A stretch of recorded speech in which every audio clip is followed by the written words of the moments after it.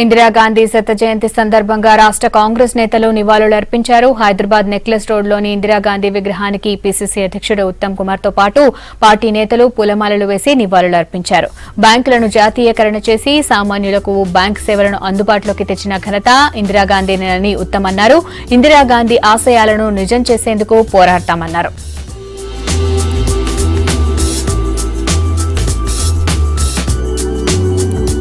ఈరోజు ఇందిరాగాంధీ గారి 100th birth anniversary ఈ రోజు నుంచి అంటే 19 నవంబర్ 2016 నుంచి సంవత్సరం పాటు 19 నవంబర్ 2017 వరకు ఇందిరాగాంధీ గారి బర్త్ సెంటనరీ సెలబ్రేషన్స్ మొత్తం భారతదేశంలో యావత్ కాంగ్రెస్ పార్టీ నాయకత్వం కార్యకర్తలు ఈ సంవత్సరం పాటు ఈ 100th బర్త్ యానివర్సరీ సెలబ్రేషన్స్ చేసుకోబోతున్నారు.